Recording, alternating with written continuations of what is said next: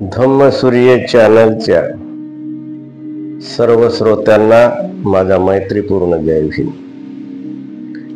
आतापर्यंत आपण या चॅनलवरती धम्मपदातील अनेक गाथा आणि कथा आपणास सांगितलेल्या आहेत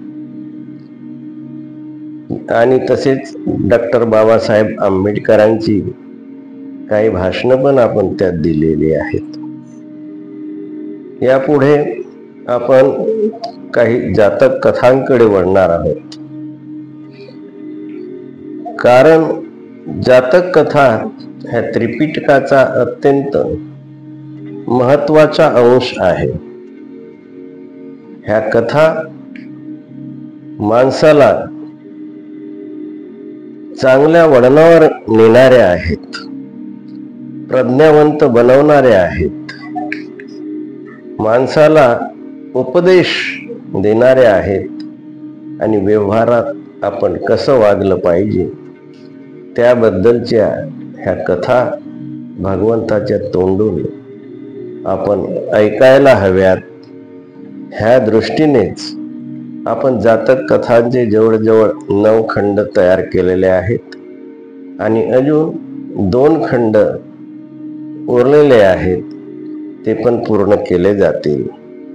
तर जातक कथा ह्या भटकलेल्या भिक्खूंच्या तसेच गृहस्थांच्या आहेत। ह्या कथांद्वारे माणसे धम्म मार्गावर आरूढ होऊन मुक्त कसे होतील ह्याचाच विचार केलेला आहे। प्रत्येकाने बुद्धत्वाकडे वाटचाल कशी करावी ह्याचाच उपदेश केलेला आहे।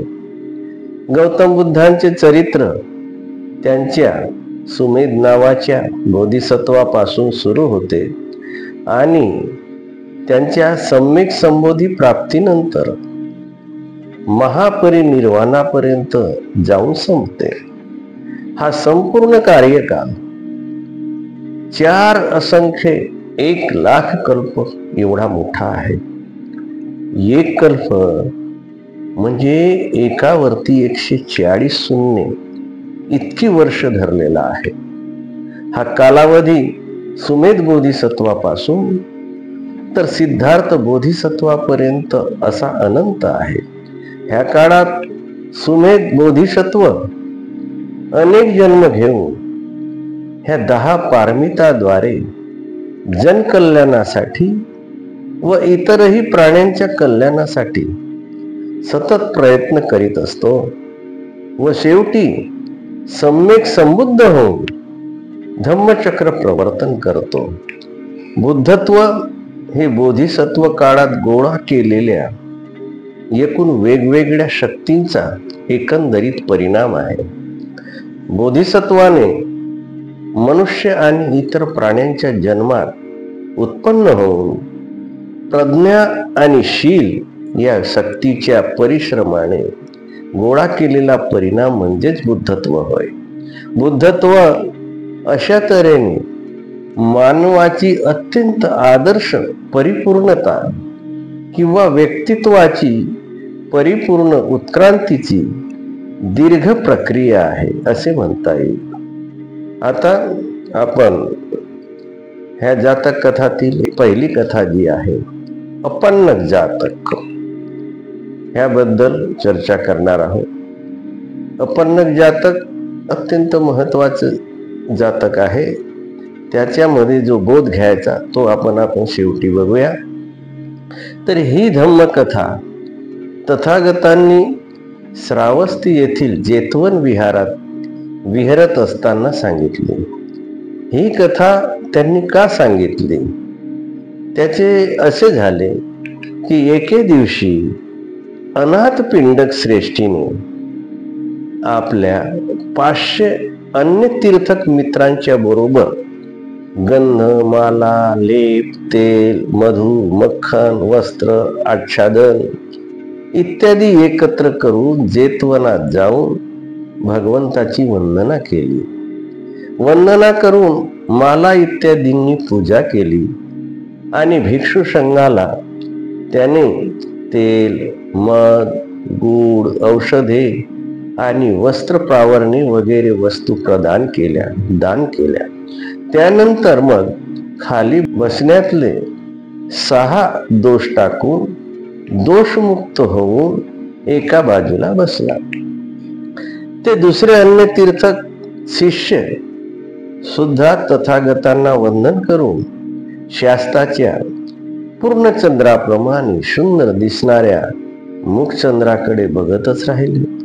सर्व शुभ लक्षणांनी आणि दिव्य प्रभा मंडळाने मंडित शास्ताचे सुंदर शरीर, ज्यातून प्रतिक्षण बुद्धत्वाच्या तेजाची किरणे प्रफुल्लित होताना पाहून अनाथपिंडकाच्या शेजारी बसले.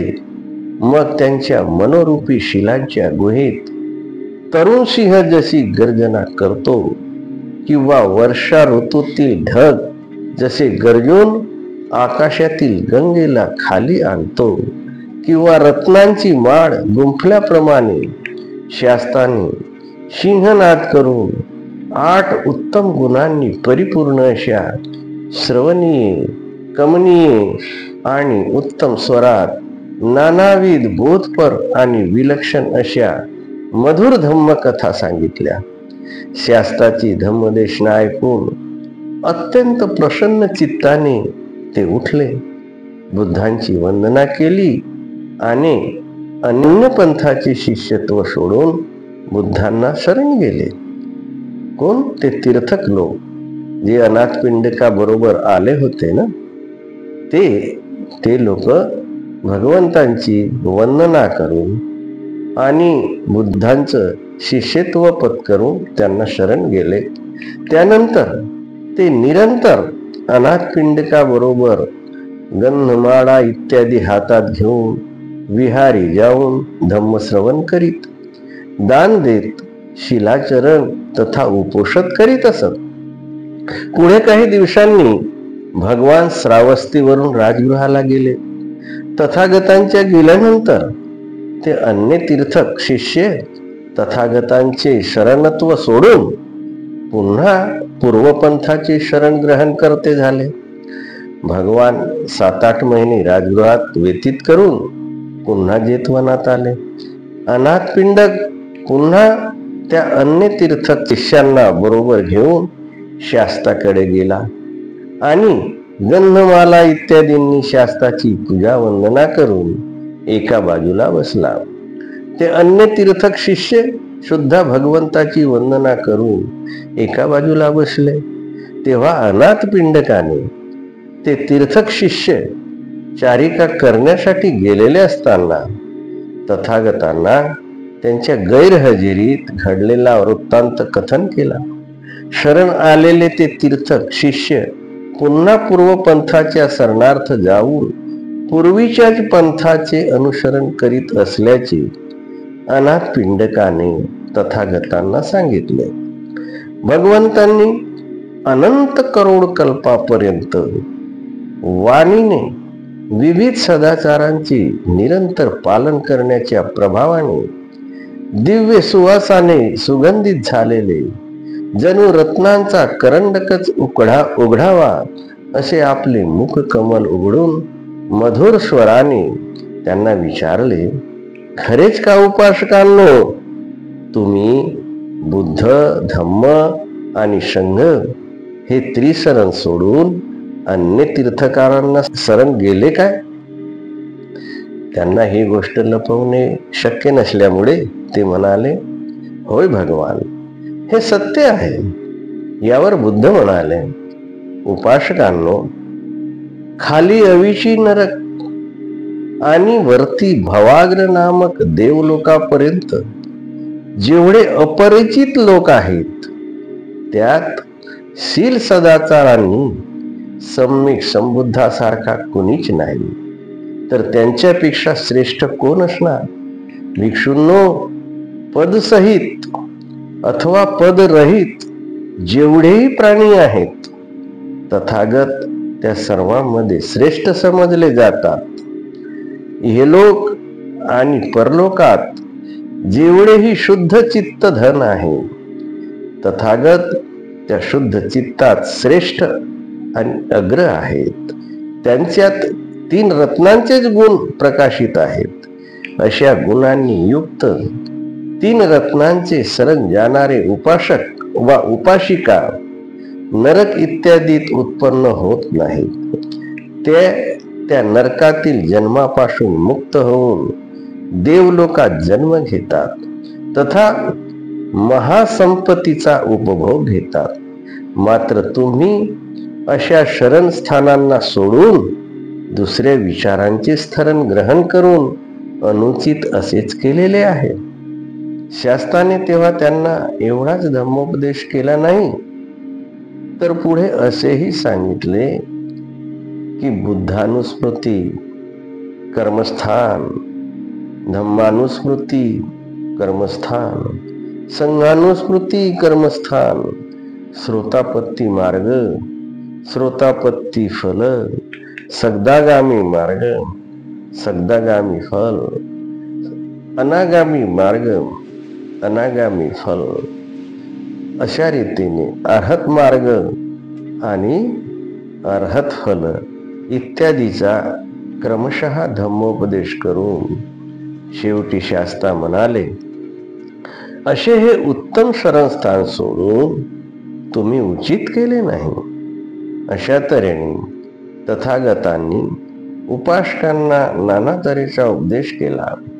ते म्हणाले, उपासकांनो, पूर्वी देखील लोक जे अशरण्य आहे तेच शरण्य आहे अशी खुडी समजूत करून घेऊन माणसं ज्या जात नाहीत अशा अरण्यात गेली आणि यक्षांच्या भक्ष्यस्थानी पडल्यामुळे नाश पावली.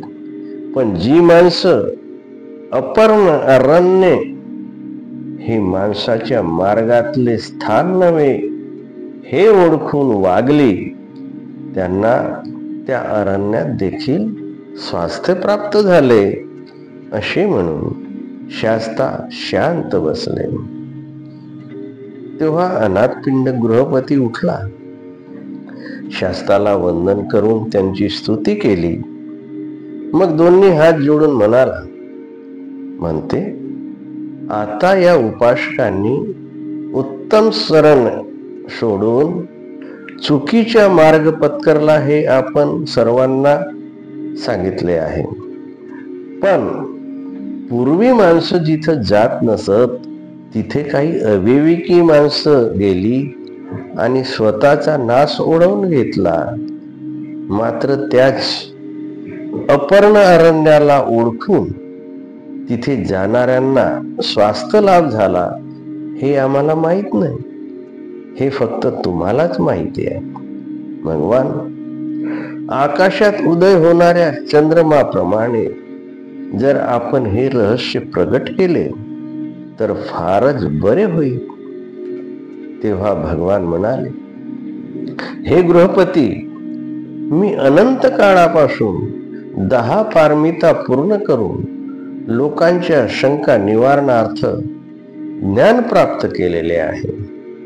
सिंहाची चरबी सोन्याच्या नळकांड्यात भरावी एवढ्या तत्परतेने ध्यान देऊ नये का? अशा तऱ्हेने त्या श्रेष्ठीला सावध करून ढगातून बाहेर पडून निघालेल्या चंद्राप्रमाणे पूर्वजन्मातील अप्रगट गोष्टीला प्रगट केले. फार पूर्वी वाराणसी येथे ब्रह्मदत्त नावाचा राजा राज्य करीत होता. तेव्हा बोधिसत्वाने एका व्यापारी कुळात जन्मग्रहण केला. पुढे मोठा झाल्यावर तो स्वतः 500 गाड्या माल भरून विक्रीसाठी ठिकठिकाणी भ्रमण करीत असे. तो कधी पूर्व देशातून अपरांत देशात तर कधी अपरांतातून पूर्व देशात जात असे. वाराणसीत अन्य व्यापाऱ्याचा एक मुलगा होता.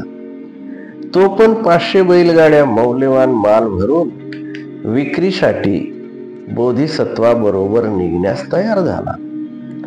बोधिसत्वाने विचार केला, जर हा मूर्ख मनुष्य माझ्या बरोबरच निघाला तर एकाच वेळी 1000 बैलगाड्या समवेत आपली खाण्यापिण्याची गैरसोय होईल, जनावरांना पुरेसा चारा पाणीही मिळणार नाही, तेव्हा मला वाटतं की एकानं अगोदर निघावं व दुसऱ्यानं काही दिवसानंतर.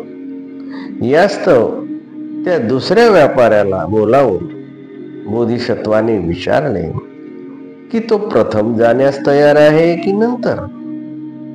यावर तो दुसरा व्यापारी म्हणाला, ठीक आहे, तुझा विचार तर ठीकच आहे, मी पुढे जातो व तू मागाहून ये. नंतर लगेच तो दुसरा व्यापारी प्रवासाला निघाला व आपल्या लोकांना म्हणाला, बरं झालं आपण पुढे आलो, आता आपल्याला पाणी भरपूर मिळेल, बैलांना पाणी वैरण मुबलक मिळेल आणि आपण आधी गेलो तर आपल्या मालाला पण किंमतही दामदुपटीने मिळेल. ही गोष्ट बोधिसत्वाच्या जथ्यातील लोकांनी ऐकली व ती बोधिसत्वास ऐकवली आणि विचारले, तुम्ही त्यांना आधी का जाऊ दिले? आपण तर आधीच तयारी करून निघणार होतो आणि ते मागावून येऊन पुढे गेले. आपण त्यांना न कळवताच पुढे निघायला हवे होते आणि आपल्या मालाला भाव पण छान आला असता. बोधिसत्वाने त्या सर्व साथीदारांची समजूत काढून मागाहून जाण्याचे अनेक फायदे विशद केले. पावसाळा नुकताच संपलेला होता. पावसाने सर्व रस्ते निकामी झाले असतील. ते नीट केल्याशिवाय पुढे जाता येणार नाही. पुढे जाणारे लोक ते रस्ते नीट करतील. नद्या तुडुंब भरलेल्या आहेत, त्या उतरून जाताना नव्या वाटा शोधाव्या लागतील. जंगलातील झरे केर कचऱ्यांनी भरून गेलेले असतील, ते साफ करावे लागतील. जिथे पाणी नसेल तिथे पुढे जाणारे लोक विहिरी खोदून पाण्याची सोय करतील.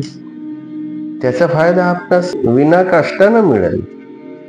शिवाय त्यांनी ठरवलेल्या भावात आपल्याला घासाघीस न करता त्याच भावात आपला माल विकता येईल. तेव्हा नंतर जाण्यामध्ये आपला तोटा नसून फायदाच आहे. वाटेत एक फार मोठे जंगल होते. ते निपाणी होते. शिवाय तिथे मनुष्य वस्ती अजिबात नव्हती. ते भयानक जंगल होते. बोधिसत्वाचा प्रतिस्पर्धी त्या मार्गाने पुढे गेला. पाण्याची टंचाई भासू नये म्हणून त्याने पाण्याचे 500 मोठमोठाले रांजण गाड्यावरती चढवले. वारा उलटा वाहत होता, त्यामुळे धुळीचा उपद्रव होऊ नये म्हणून त्या व्यापाऱ्याने आपली गाडी सर्वात पुढे ठेवली होती. जंगलाच्या मध्यभागात गेल्यानंतर त्याला विरुद्ध दिशेने शुभ्र बैलांच्या गाडीत बसून येत असलेला एक व्यापारी दिसला. या नव्या व्यापाऱ्यांनी व त्याच्या नोकरांनी निळ्या आणि पांढऱ्या कमळाच्या मोठमोठ्या माळा गळ्यात घातल्या होत्या. त्यांचे केस आणि अंगावरील वस्त्रे ओले चिंब झाले होते. ते सर्व लोक कमळनाल खात खात चालत होते. त्या वाराणसीच्या व्यापाऱ्याने त्यांची गाडी जवळ येताच आपल्या गाड्या थांबवल्या. तो कमळ विभूषित व्यापारी गाडीतून उतरून त्याला सामोरा गेला आणि म्हणाला, महाराज आपण कुठचे आणि कुठे चाललात? मी वाराणसीहून आलो. तो म्हणाला, मी वाराणसीहून आलो. ह्या जंगलाच्या पलीकडे व्यापारासाठी चाललो आहे. आपल्या बैलगाड्यावर हे मोठमोठे रांजण आहेत, त्यात काय आहे? अहो, हे जंगल बोलून चालून निकामी आहे, इथं पाणी नाही, म्हणून रांजणात भरून पाणी भरपूर ठेवलेलं आहे. कोणी सांगितलं या रानात पाणी नाही म्हणून. पहा, जरा दूरवर असलेला नीलवर्ण वन प्रदेश दिसत आहे बघा. ती मायावी लोक त्या व्यापाऱ्याला काय म्हणतात बघा, हे नीलवर्ण प्रदेश आहे, त्याच्या पुढे साऱ्या वन प्रदेशात मुसळधार पाऊस पडत आहे. पहाडातील गुंफा पाण्याने भरलेल्या आहेत. ठिकठिकाणी पाण्याने भरलेले तलाव आहेत. या भागात 12ही महिने पाऊस पडत असतो. इथे पाणी नाही असे कधीच होणार नाही. बघा, माझ्या गाडीच्या चाकांना कसा चिखल लागला आहे. आमचे बैल पहा कसे पावसाने भिजलेले आहेत. ते आताच पावसाची झड आली आणि अजून आमचे कपडे ओलेच आहेत. आता जे रांगणात भरून तुम्ही पाणी आणलेले आहे ते बरे झाले, परंतु यापुढे आता त्याची आवश्यकता नाही. पुढे तुम्हाला भरपूर पाण्याचा साठा आढळेल. त्यामुळे हे पाण्यासहित रांजणे वाहण्याची आता गरज नाही. ती रांजणे फोडून पाणी फेकून द्या. उगीच तुम्ही हे पाण्याचे ओझे वाहून नेत आहात. सहज वाटेत भेट झाली म्हणून सांगितलं. आम्ही आता निघतो. तुम्ही बघा काय करायचं ते. आम्हाला उशीर होत आहे. असे म्हणून तो विरुद्ध दिशेने येणारा नवा व्यापारी काही दूर गेला. वाराणसीच्या व्यापाऱ्याच्या नजरेआड गेल्यानंतर आपल्या यक्षनगरला रवाना झाला. वाराणसीच्या त्या मूर्ख व्यापाऱ्याने मूर्खतावश त्या यक्षाच्या गोष्टीवर विश्वास ठेवून सर्व रांजणातील पाणी फेकून दिले. एक बूंद पाणी सुद्धा राखून ठेवले नाही. सर्व बैल व सेवक वर्ग पाण्याशिवाय तहानेने व्याकुळ झाला. माणसांना स्वयंपाकासाठी पाणी नसल्याने उपाशीच राहावे लागले. सुरुवातीला गाड्यांवरचे ओझे कमी झाल्याने बैल वेगाने धावत होते. झाडीच्या रुखाने गाड्या निघाल्या, पण झाडी लांबच लांब झाली. जवळ पाणी नाही. रानात पाण्याचे नावही नाही. आपल्याला भेटलेले लोक दुसरे तिसरे कोणीच नसून एकशच होते याबद्दल त्या व्यापाऱ्याची व त्या सेवकांची खात्री झाली. सर्वजण थकून गेल्यामुळे बैल बांधून टाकले. सर्वजण अस्ताव्यस्त झोपी गेले. हळूहळू सर्वांची शक्ती क्षीण होत गेली. जीव कासावीस झाला. हवी असलेली संधी आयतीच चालून आलेली पाहून ते यक्ष माघारी फिरले. त्यांनी सर्व बैल आणि माणसांना मारून खाल्ले. त्यांची हाडे तेवढी शिल्लक ठेवली. अशा तऱ्हेने त्या व्यापाऱ्याच्या मूर्खतेमुळे सर्व विनाशास प्राप्त झाले. आता वरील प्रकार घडल्यानंतर सुमारे 15 दिवसांनी बोधिसत्व आपल्या 500 बैलगाड्या व सेवक बरोबर घेऊन त्याच मार्गाने निघाला. 500 रांजण पाण्याने भरले व सर्व सेवकांना ताकीद दिली, मला विचारल्याशिवाय एक बूंदही पाणी बाहेर फेकणार नाही असं लक्षात ठेवा. ह्या निपाणी जंगलात विषारी वृक्ष पण आहेत. त्यांची पाने, फुले व फळे मला विचारल्याशिवाय खाऊ नका. कोणी काही फळमुळ दिली तर घेऊ नका. जे जे काही ऐकाल पाहाल ते सारे मला ताबडतोब सांगा. अशा तऱ्हेने आपल्या लोकांना बोधिसत्वाने उद्देश करून 500 गाड्या भरून त्या मरुभूमीकडे कूच केल्या. मरुभूमीच्या त्या कंतारच्या मध्यभागात बोधिसत्वाच्या सर्व बैलगाड्या पोहोचल्यावर पहिल्यासारखेच त्या यक्षाने बोधिसत्वासमोर स्वतःला प्रगट केले. बोधिसत्वाने त्याला पाहिल्याबरोबर ओळखले की ह्या मरुभूमीत जल नाही. त्यांचे नावच निपाणी म्हणजे निर्जल असे कंतार आहे. हा मनुष्य निर्भय, डोळे लाल आहेत, ह्याची सावली पण दिसत नाही. नक्कीच ह्याने आपल्या अगोदर आलेल्या व्यापाऱ्याला सर्व पाणी फेकायला लावून तहानेने व्याकुळ झालेल्या बैलासहित सर्वांना खाल्ले असावे. तो यक्ष व त्याच्या लोकांनी पूर्वीप्रमाणेच तिथे पाणी भरपूर असल्याची बतावणी बोधिसत्वालाही सांगितली, त्यांच्या तांड्यालाही सांगितली व रांजणात भरलेले पाणी फेकून देण्यास सांगितले. मात्र सर्वजण बोधिसत्वाच्या आदेशाची वाट पाहत राहिले. कोणी यक्षाच्या बतावणीकडे लक्ष द्यायला तयार नव्हते. तेव्हा बोधिसत्व समोर आला. आपल्या सर्व लोकांना सावधान करीत विचारू लागला, काय आपण ऐकले आहे ना की हा कंतार प्रदेश निर्जल वन प्रदेश आहे? होय. मग आता नुकतेच आलेले लोक म्हणतात की जवळच इथे पाऊस पडत आहे, परंतु पावसाळी हवेची चुणूक पण नाही दिसत. आकाशात एकतरी ढग दिसतो का? ढग पण नाही. ओलीगार हवा पण नाही. वीज नाही.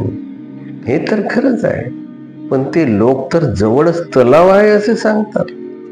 त्यांच्या गळ्यात कमळाच्या माळा आहेत. ते कसे खोटे सांगतील? असेल त्यांचे म्हणणे खरे, पण इतक्या अधीर का होता? आपण तळ्यावर गेल्यावर पाणी फेकून देऊ. फार तर एक दिवस बैलांना त्रास होईल, त्याचं काय मोठं? त्या यक्षांनी परोपरीने समजावून सांगितलं, परंतु बोधिसत्वाच्या लोकांची आपल्या नेत्यावरील श्रद्धा अढळ होती. त्यांनी गाड्या तशाच पुढे जाऊ दिल्या. लवकरच त्यांना पहिल्या जथ्याच्या मुक्कामाची जागा दिसली. त्यांच्या गाड्या मालाने भरलेल्या होत्या, पण त्यात माणसांचा व बैलांचा पत्ता नव्हता. हाडांचे ढीग मात्र तिथे पडलेले होते. ते पाहून बोधिसत्व म्हणाला, पाहिलं, हातचं सोडून पडत्याच्या पाठीमागे धावला की असं होतं. ही वेळी माणसे यक्षांच्या भूलथापांना भुलली आणि या विनाशाच्या दशेला पोहोचली. आपणही पाणी फेकलं असतं तर असेच इथे पडलो असतो. मग त्या व्यापाऱ्याच्या गाड्यातील सारे भारी सामान आपल्या गाड्यात भरून बोधिसत्व पुढे निघाला. त्यांचंही सगळं सामान आता उरलेलंच होतं. मेलेलेच होते ते लोक, काय करणार? मग त्यांचंही सगळं सामान आपल्या गाड्यांमध्ये त्यांनी टाकलं आणि पुढे निघाले व इच्छित स्थळी सुखरूप पोहोचले. तिथे भरपूर नफ्याने आपला माल विकला आणि लवकरच संपूर्ण जथ्था वाराणसीला आनंदाने परतला. ही कथा सांगून शास्ता म्हणाले, याप्रमाणे गृहपती, पूर्वी अविचारी लोक सर्वनाशाला कारणीभूत झाले. मात्र अपर्ण अरण्याची माहिती असलेले यथार्थवादी लोक यक्षाच्या तावडीतून सुटून सुखरूप इच्छित स्थळी पोहोचले व आपले कार्य साधून आपापल्या घरी सुद्धा परतले. काही जणांनी एकमेव तथ्य सांगितलं. एकमेव तथ्य, त्यालाच अपन्नक असं म्हटलेलं आहे. एकमेव तथ्य सांगितलं तर दुसऱ्यांनी कुतर्काच्या आधारे त्यांच्या विरुद्ध सांगितलं. यापासून शहाण्याने काय बोध घ्यावा आणि सत्य काय आहे ते ओळखावे असे सांगून शास्ताने खालील गाथा ऐकवली. अपन्नकं ठान मेके द्वितीयं आहु तक्की का एत दय्याय मेधावी तम गन्हे येद पन्नकंती. काही वदती अयथार्थ, काही वदती यथार्थ, पंडित जन तो ग्रहण करी जानुनी त्यातील सत्यार्थ. म्हणजे काही पंडित लोक यथार्थ गोष्ट सांगत आहेत. म्हणजे यथार्थ म्हणजे अपन्नक म्हणजे यथार्थ गोष्ट सांगत आहेत. तर काही तार्किक लोक वितर्कवादी अयथार्थवादी गोष्ट सांगत आहेत. असे असताना बुद्धिमान पुरुषाने त्यातील यथार्थ जाणून त्याला ग्रहण करावे. याप्रमाणे शास्त्राने धम्मोपदेशना दिली. केवळ 3 प्रकारच्या संपत्ती स्वर्ग प्राप्ती, ब्रह्मलोक प्राप्ती धम्मामुळे झाली तरी त्याचा शेवट अर्हत पदातच होतो. अधम्माने गेल्यास 4 अपायात पुनर्जन्म प्राप्त होतो. हीन अवस्थेत जन्म प्राप्त होतो. त्यानंतर शास्त्राने 4 आर्य सत्य व त्यांचे 16 प्रकार सांगितले. ह्या धम्मदेशनेनंतर त्या 500 उपासकांना श्रोतापत्ती फळ प्राप्त झाले. याप्रमाणे धम्मोपदेश करून आणि या दोन्ही गोष्टी शास्त्राने जातकाची फोड करून सांगितले की देवदत्त त्या काळी मूर्ख व्यापारी होता. त्याचे सोबती देवदत्ताचे सेवक होते. शहाणा व्यापारी मी होतो आणि माझी सोबत म्हणजे आजची ही माझी सर्व मंडळी होती, असे सांगून भगवंतांनी धम्मोपदेश समाप्त केला. म्हणून अनेक गाथा आणि कथा धम्मपदातील आपण सादर करणार आहोत. उत्कृष्ट असा उपदेश भगवंतांनी धम्मपदात दिलेला आहे. आपण ह्या चॅनलला सबस्क्राईब करून आम्हाला ही प्रेरणा द्या, जेणेकरून आम्ही अजून काही व्हिडिओ आपल्यासाठी अवश्य सादर करू. तर हे चॅनल सबस्क्राईब करा, लाईक करा आणि काही कमेंट्स असल्या तर अवश्य द्या. धन्यवाद. जय भीम.